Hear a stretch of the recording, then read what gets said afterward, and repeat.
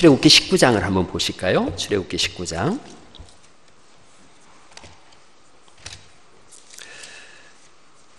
출애굽기 19장을 보시면 이렇게 되어집니다. 출애굽기 19장, PT 한번 띄워주시면 제가 출애굽기 19장 그냥 한번 제가 읽어볼게요. 출애굽기 19장 1절 말씀부터가 이런 거예요. 1절을 보시면 이스라엘 자손이 애굽 땅을 떠난 지 3개월이 되던 날 그들이 시내 광야에 이르렀다 이렇게 말씀하고 있고, 여기서 하나님이 율법을 이스라엘에게 주시는 말씀이에요. 7절 말씀 읽어보시죠. 7절 시작. 모세가 내려와서 백성의 장로들을 불러 여호와께서 자기에게 명령하신 그 모든 말씀을 그들 앞에 진술하니. 그랬어요.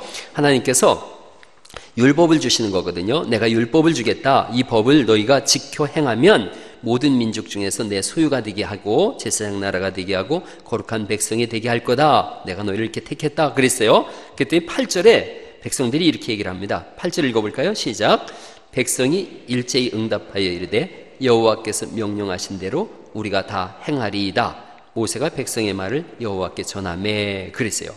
백성들이 하나님이 뭐라고 말씀하실지 아직 듣지도 않고 우리가 다 지켜 행하겠습니다. 이렇게 아주 자신만만하게 얘기를 해요. 우리가 다 지켜 행하겠습니다. 그랬더니 9절에 이제 여호와께서 모세에게 이르시되 내가 빽빽한 구름 가운데서 내게 임함은 내가 너와 말하는 것을 백성들이 듣게 하며 또한 너를 영영히 믿게 하려 함이니라. 모세가 백성의 말을 여호와께 아뢰었으므로. 그래서 하나님이 이제 율법을 이스라엘 백성들에게 주시는 장면이 그렇게 나옵니다. 그 15절 말씀 볼까요? 모세가 백성에게 이르되 준비하여 셋째 날을 기다리고 여인을 가까이 하지 말라. 그러고서 이제 16절 말씀, 율법이 이제 선포되는 거예요. 16절 말씀 읽어보시죠. 시작.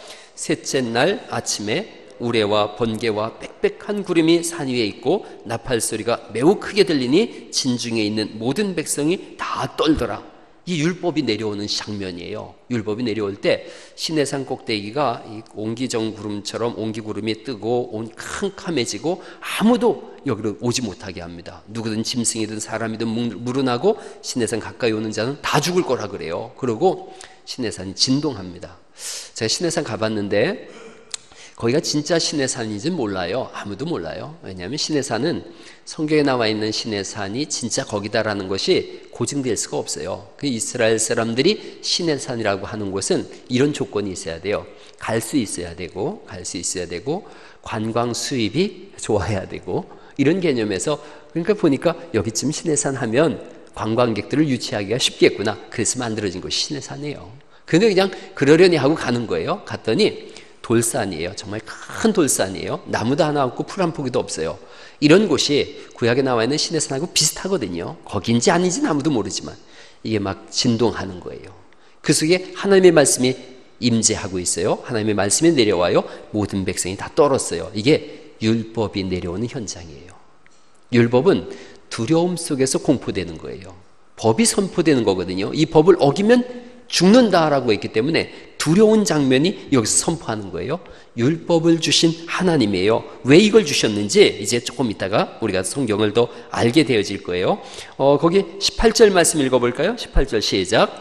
시내 산에 연기가 자욱하니 여호와께서 불 가운데서 거기 강림하심이라. 그 연기가 옹기가마 연기같이 떠오르고 온 산이 크게 진동하며 나팔 소리가 점점 커질 때에 모세가 말한즉 하나님이 음성으로 대답하시더라. 이렇게 하면서 이제 계명이 내려오기 시작합니다. 10가지 계명을 먼저 주시죠. 10계명이에요. 10계명은 거기 20장 보시면 이렇게 돼 있어요. 출애굽기니까 출애굽기 20장에 10계명이 있어요. 자, 10계명 거기 3절 말씀을 보실까요? 3절 말씀 읽어보시죠. 시작. 너는 나 외에는 다른 신들을 내게 두지 말라. 이렇게 말씀하시고 4절 말씀도 읽어보죠. 시작. 너를 위하여 새긴 우상을 만들지 말고 또 위로 하늘에 있는 것이나 아래로 땅에 있는 것이나 땅 아래 물속에 있는 것에 어떤 형상도 만들지 말며. 그러니까 우상을 만들지 말라는 거죠. 5절 말씀 또 읽어볼까요? 시작. 그것들에게 절하지 말며 그것들을 섬기지 말라. 나 내 하나님 여호와는 질투하는 하나님인즉 나를 미워하는 자의 죄를 갚되 아버지로부터 아들에게로 3, 4세까지 이르게 하거니와 나를 사랑하고 내 계명을 지키는 자에게는 그렇습니다. 우상 섬기지 말라라고 말씀하고 계시고 7절 말씀을 또 읽어볼까요? 시작. 너는 내 하나님 여호와의 이름을 망령되게 부르지 말라. 여호와는 그의 이름을 망령되게 부르는 자를 죄 없다 하지 아니하느니라. 이렇게 말씀하세요. 이게 어떤 의미냐면요, 이 사람들은 진짜로 하나님이 계심을 믿거든요. 여기 하나님이 계신다, 이걸 진짜로 믿어요. 그러니까 콩으로다가 메주를 쓰는 거 맞죠? 그런데 이렇게 거짓말을 치는 거예요. 제가 팥으로 메주를 써. 에이, 뭔 소리야, 팥으로 메주 쓰는 게 어디가 있어.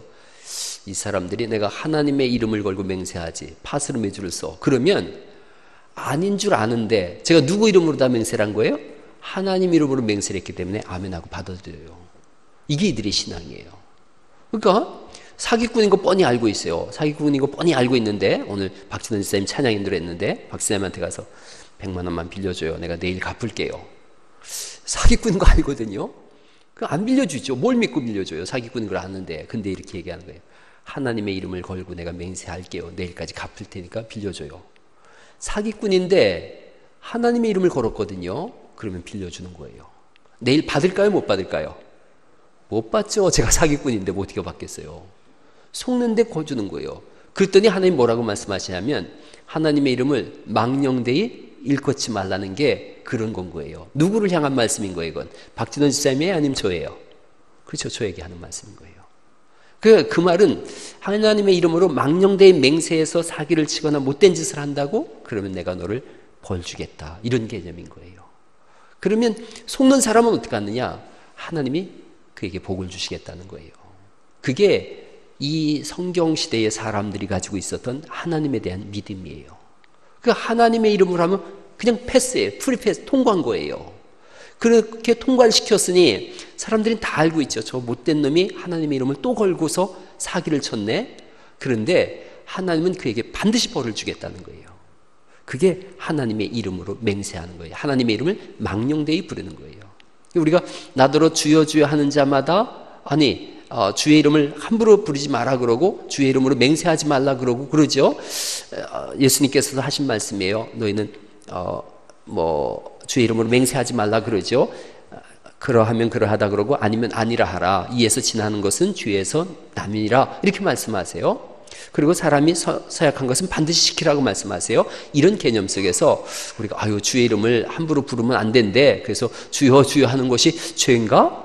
이렇게 생각하는 경우가 있어요. 전혀 그런 개념이 아니라는 거예요. 어느 때 함부로 부르지 말라고요? 사기칠 때요, 거짓말할 때, 못된 짓 할 때 주의 이름으로 이렇게 맹세하지 말라는 거예요. 이런 개념이 이 속에 들어 있습니다. 자, 그러니 우리는 하나님의 이름을 열심히 부르는 것, 그게 좋은 거예요. 망령되이 부르지 말라 그런 거예요. 내 유익을 위해서 사기를 칠 때 이렇게 부르지 말라는 거죠. 자, 또 8절 말씀 또 읽어보죠. 8절 시작. 안식일을 기억하여 거룩하게 지키라, 이렇게 말씀하세요. 이게 율법 시대에 지금 주어지는 계명들을 말씀하고 있습니다. 안식일 교인들은 그거 얘기하고 있어요. 제7일 안식일교, 하나님이 주신 계명 중에 지금도 안식일을 지켜야 된다 그래요. 근데 우리는 지금 주일로 지킵니다. 주일로 드려요. 주일로 드리는 것은 일요일이 주일이다 이렇게 못 박는 개념이 아니에요. 이런 부분에 있어서 여러분이 혼란스럽지 않았으면 좋겠어요. 주일로 지킨다는 것은 주의 날인 거예요. 주의 날, 또 로드스 데이예요. 주의 날이에요. 주의 날을 우리나라는 언제로 정했느냐면 일요일로 정한 거예요. 여러분, 저쪽 중동 지역이 있어요. 중동 사람들은 토요일 날 쉬거든요. 그들은 주일을 언제로 정했냐면 토요일로 정했어요. 그래서 우리를 개혁교회라 그래요. 개혁교회, 그래서 개신교라 그래요. 개혁신학교회, 리폼드 처치예요. 개신교의 그 주일에 대한 개념은 일주일 중에 한 날을 정해서 하나님 앞에 온전히 예배함, 그게 주일의 개념이에요. 우리나라는 그 주일을 일요일로 정했어요. 이건 교회가 정한 약속이에요. 그래서 교회 안에서 우리가 일요일 날, 이 주의 날로 그래서 예배하고 하나님 앞에 온전히 드려지는 거예요. 그러니까 여러분이 교회 안에서 대화할 때 교회적 용어가 있어요. 교회적 용어가 일요일이라고 하지 않고 뭐라고 하는 거예요? 주일이라고 하는 거예요. 주일. 제가 예수님 안 믿는 사람들 만나요. 예수님 안 믿는 사람들 만나서 우린 일요일에 예배해 이렇게 얘기하면 좋아요. 예수님 안 믿으니까 모르잖아요. 우린 주일날 예배해. 그럼 주일이 언제 뭐야? 이렇게 할 수 있거든요. 예수님 안 믿는 사람들한테는 일요일이라고 얘기해도 괜찮아요. 그러나 믿음을 가진 사람들에게 내 신앙을 고백하는 거예요. 나는 일요일을 주일로 지내고 있어. 그래서 주일 예배예요. 주일날은 예배하는 거예요. 이렇게 고백하는 거죠. 어쨌든 이 당시에는 안식일을 정해서 이렇게 예배를 했었어요. 율법 시대에. 자, 그 다음에 9절 말씀 읽어보죠. 9절 시작. 엿새 동안은 힘써 내 모든 일을 행할 것이나 10절 일곱째 날은 내 하나님 여호와의 안식일인즉 너나 내 아들이나 내 딸이나 내 남종이나 내 여종이나 내 가축이나 내 문 안에 머무는 객이라도 아무 일을 하지 말라. 11절 이는 엿새 동안에 나 여호와가 하늘과 땅과 바다와 그 가운데 모든 것을 만들고 일곱째 날에 쉬었음이니라. 그러므로 나 여호와가 안식일을 복되게 하여 그날을 거룩하게 하였느니라. 이렇게 10계명 가운데는 제의적인 계명이 있어요. 즉 제사적 측면의 계명이 있어요. 그 다음에 윤리적 측면의 계명이 또 있어요. 제의적 계명이 있고 윤리적 측면에서의 계명이 있습니다. 제의적, 제사적 측면에서의 계명은 어떤 것은 사라진 거예요. 지금 이런 안식일을 지키라라는 것은 사라진 계명이에요. 제의적인 측면에서 예수님 오실 때까지 그것이 준비된 거예요. 그러나 십계명이 다 사라졌다. 그렇지 않습니다. 윤리적 측면에서의 계명은 지금도 지켜야 되죠. 이런 거죠. 12절 말씀 읽어볼까요? 12절 시작. 내 부모를 공경하라. 그리하면 내 하나님 여호와가 내게 준 땅에서 내 생명이 길리라. 아멘. 이게 되게 중요한 계명이에요. 오늘날 핵가족 시대를 맞이하고 또 부모님을 섬기는 게 쉽지가 않습니다. 이런 부분에 있어서 사실은 저도 답이 잘 안 와요. 이런 걸 상황윤리라 그러는데 사실은 잘 모르겠는 게 뭐냐면 과거에는 부모님을 이렇게 집안에서 섬기는 것이 우리가 다른 방법이 없었으니까요. 그러나 요즘은 또 요양원 시설도 있어요. 그래서 요양원에 가시는 것을 어른들은 되게 또 힘들어 하세요. 요양원 가면 꼭 죽으러 간다고 생각하시고, 우리 처가집에 같은 경우도 저희 장인어른께서도 자기는 죽어도 요양원 안 간다 그러셨어요. 그리고 또 어른들은 대부분 그렇게 하세요. 그런데 또 한편으로 보면 자식이 이렇게 직장 생활하랴 사회생활 하랴 그래서 부모님이 병환 중에 계실 때는 잘 못 모셔요. 실제로 마음은 있는데 그게 안 되죠. 그런 개념에서는 요양원이 또 좋은 도움을 줄 수 있어요. 예를 들어서 우리 교회 가족들 중에 소선수 권사님 계세요. 소선수 권사님 남해오 권사님 어머니예요. 여러분 지금 요양원에 계신 지 오래되셨죠. 집에서 계실 때 거의 돌아가실 것 같았어요. 거의 너무 몸이 약해지시고 돌아가실 것 같았어요. 요양원으로 모셨거든요. 요양원을 모시고 한 3, 4개월쯤 뒤에 이렇게 갔는데 너무 건강해지신 거예요. 운동도 하고 또 저기서 친구들도 사귀고 그렇게 하시더라고요. 우리 김상례 권사님 계시죠? 김상례 권사님도 굉장히 몸이 안 좋으셨었어요. 그런데 요양원에 계셔서요. 지난번에 한번 오셨었죠. 너무 건강해지신 거예요. 그런 개념에서 꼭 요양원에 보냈다고 불효자식이야 이런 개념이 아니라는 것을 여러분이 한번 생각해 두세요. 그러셔서 부모님과 잘 대화가 되어진다면 요양원에 모시고 또 자주 찾아뵈면 되는 거예요. 내가 할 수 없는 의료 서비스를 요양원에서 하니까 그런 부분이 있는데 중요한 건 그거예요. 부모를 공경하라라고 하는 거예요. 공경하라. 방점이 여기에 찍혀 있습니다. 여러분 부모님이 연세가 많이 드시면 되게 들어가는 돈도 많고 힘들고 불편해요. 그런데 그 부모님이 계시면 계실수록 사실은 많은 하나님 주신 복이 있습니다. 그러니 여러분 자녀들에게도 그런 교육을 시키세요. 내가 은퇴하고 나이가 많으면 너희들이 고단해질 거다. 그러나 내가 너희 위해서 기도할 테니 알려주세요. 실제로 스카이 대학에 있는 학생들에게 서울대, 연대, 고대에 있는 학생들에게 앙케이트 조사를 했어요. 부모님이 언제 돌아가시면 좋겠느냐라고 했어요. 얼마 전에 신문에 나온 거예요. 은퇴하시고 2년쯤 뒤에 돌아가시면 좋겠습니다. 정원 기자님 조심하세요. 연대, 고대 학생들한테 물어본 거예요. 얼마나 기가 막힌 얘기예요. 그러니까 이 친구들이 딱 생각하는 거예요. 은퇴하시면 그때부터는 돈을 쓰게 되잖아요. 버는 게 아니라. 잘 쓰면 쓸수록 자기한테 돌아올 분깃이 적어진다고 생각하는 거예요. 그러니까 우리 이제 우리 박용만 장로님하고 우리 서병식 쌤 은퇴하셨는데 우리 교회 아이들은 그렇지 않죠. 근데 벌써 젊은 사람들 생각에 부모님이 짐이다 이런 생각을 하게 되는 거예요. 그렇지 않아요? 여러분 제가 배에 대한 비유를 많이 들었어요. 배에는 밑에 일정 부분 물이 있어야 된다면서요. 그 물이 없으면 배가 뒤집어진대요. 물이 있음을 인해서 비용도 많이 들고 연료도 많이 들고 배도 천천히 가지요. 그러나 물이 없으면 홀랑 뒤집어져요. 부모님이 그와 같아요. 배 밑바닥에 있는 물과 같아요. 그래서 안 계시면 좋을 것 같지만 뒤집어지는 거예요.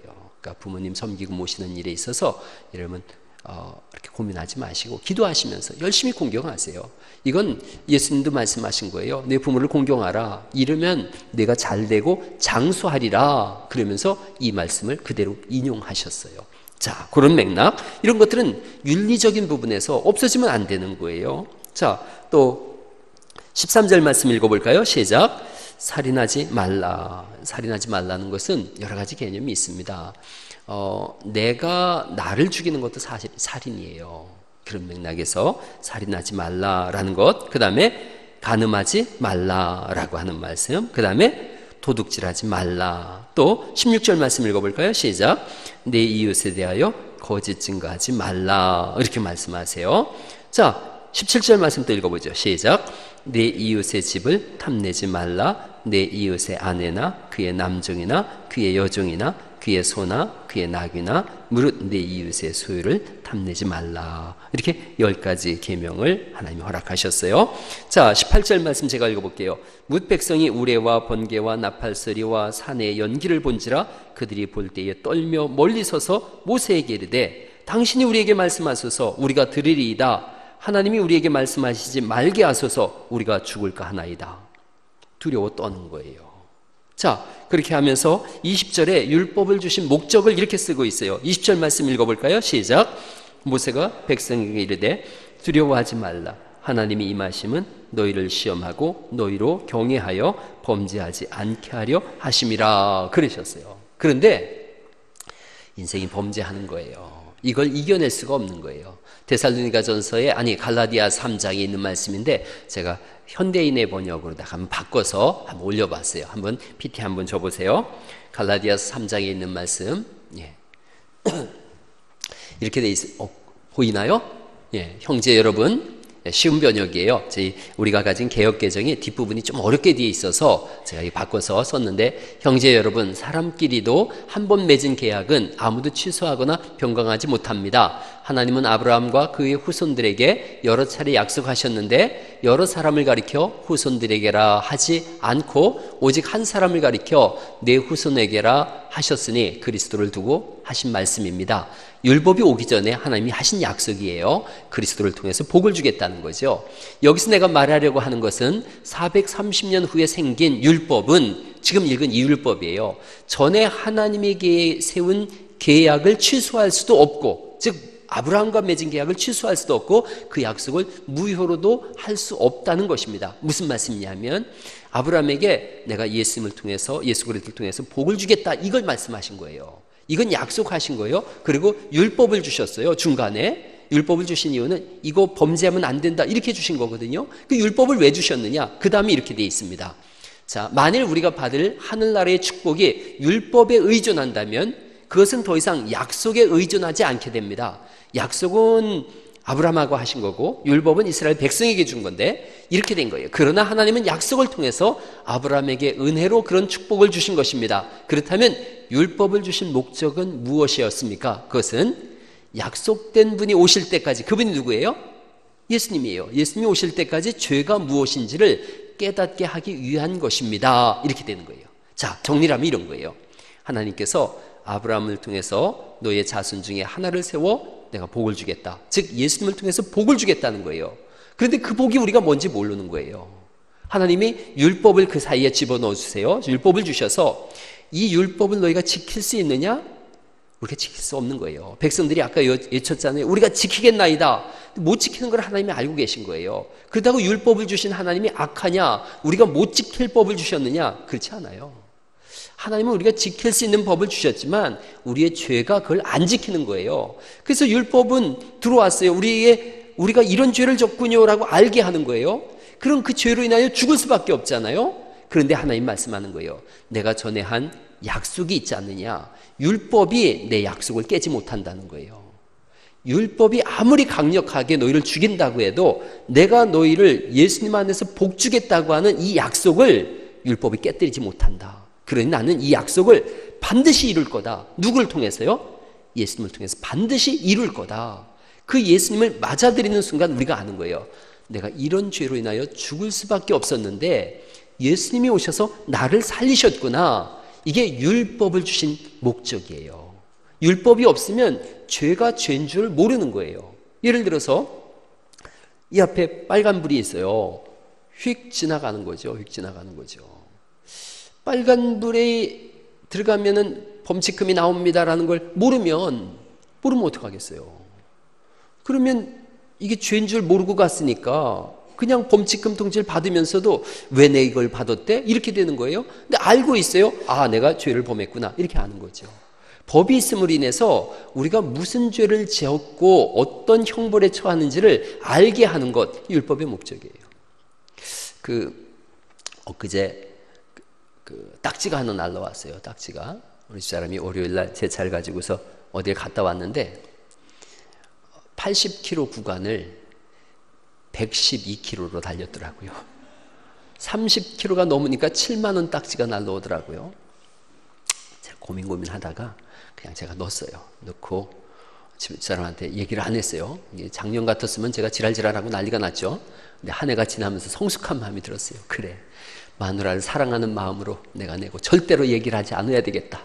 그래서 제가 얘기를 한마디도 안 했죠. 안 하고서 어제 뭔 일이 있어가지고 이런저런 얘기를 하다가 제가 뭘 좀 잘못한 게 하나가 드러났어요. 그러니까 아내가 그 얘기를 하더라고요. 참말로 이런 얘기를 하더라고요. 그래서 그 얘기를 할까 말까 그러다가 에휴 안 하기로 했는데 그래서 제가 그런 얘기만 했어요. 그냥 무조건 나한테 고맙다고만 해. 그랬어요. 그랬더니 뭐라도 그래요. 그래서 그냥 고맙다고만 해. 그러고서 제가 나왔는데 그런 거예요. 30km가 넘었으면 7만 원이 나옵니다라는 그런 걸 모르면 그럼 우리가 뭔 죄를 졌는지도 모르고 7만 원 내는 거예요. 왜 죽는지를 몰랐다는 거예요. 우리가 왜 죽는지를 몰랐는데 율법이 와서 알려주는 거예요. 범죄한 자는 죽는다라는 걸 율법이 알려준 거예요. 그래서 죽어가는 거예요. 그런데 살았어요. 왜 살았지? 율법에 의해서 내가 죽는 건데 왜 살았지? 그러고 보니까 율법 이전에 뭐가 있었다는 거예요. 하나님 우리에게 주신 약속이 있었다는 거예요. 그 약속이 뭐냐? 예수 그리스도를 믿는 자는 영원히 산다라고 하는 약속이 우리에게 주어진 줄 믿습니다. 이게 율법과 약속의 관계예요. 여러분 장막을 하나님이 우리에게 허락하세요. 율법을 주시고 그 다음에 장막을 주시거든요. 장막을 주시는 이유는 장막의 다른 이름이 성막이라고도 하고 회막이라고도 해요. 여기서 내가 너희를 만나리라 이렇게 말씀하시는 거예요. 그러니까 장막을 통해서 예수님이 우리를 만나주시는 장소인 거예요. 하나님이 우리를 만나주시는 거예요. 그래서 말씀이 육신이 되어 육신 장막이 돼서 이 땅에 예수님이 오셨어요. 우리를 만나주시는 통로가 되어지는 거예요. 그렇게 함으로 인해서 율법의 죽음을 하나님이 말씀하신 그 언약과 약속으로 덮으셔서 우리로 하여금 예수 안에서 살게 하는 줄 믿습니다. 그게 우리가 가진 복음이에요. 그러니까 복음이 없는 사람들은 하나님의 약속이 없는 사람들은 율법에 의해서 죽어요. 그 하나님이 불의하시냐 성경이 이렇게 반문하고 있어요. 율법에 의해서 너희가 이렇게 죽음을 당하는 것이 그렇게 죽는 것이 내가 불의해서냐? 즉 이런 거예요. 아내가 30km 오버했어요. 7만 원을 고지서가 날라왔어요. 이걸 가지고 와서 제가 따지는 거예요. 아니 이거 왜 고지했느냐고. 그럴 때 그쪽에서 뭐라고 하면 돼요. 법규를 보여주면서 30km가 넘으면 7만 원 범칙금 이걸 부과한 내가 불의합니까? 그럼 제가 뭐라 그래요? 할 말 없이 나오는 거죠. 하나님 똑같이 말씀하는 거예요. 범죄한 육신은 죽으리라 말씀하셨으니까요. 네가 이 법에 의해서 이 죄에 의해서 죽는데 그 사형을 언도하는 내가 불의하냐? 할 말이 없지요. 근데 우리도 똑같이 죽을 수밖에 없는 인생이었는데 그런데 우린 갑자기 살아난 거예요. 왜 살았지? 보니까 하나님이 약속을 잊어버리지 않았다는 거예요. 그 약속이 율법이 와서 약속을 없애지 못했다. 율법이 약속을 이긴 것이 아니라 약속이 율법을 이김으로 인해서 너희가 그리스도 안에서 구원함을 받은 것이다. 이런 것들이 이제 다음 주에 제가 성경 말씀을 통해서 쭉 더 말씀을 드리도록 그렇게 하겠습니다. 우리는 예수님을 믿음으로 인해서 이 율법으로 죽을 수밖에 없는 인생을 넘어선 사람, 그래서 은혜 속에 사는 사람들인 줄 믿습니다. 그 은혜가 늘 우리를 덮고 있는 거예요. 이 한 주간도 두려워하지 않고 살아갈 수 있는 것은, 겁도 없이 80km를 110km 이상으로 달려가는 것은 은혜가 우리를 덮고 있는 거예요. 은혜 없이는, 우리가 그런 찬송 불러요.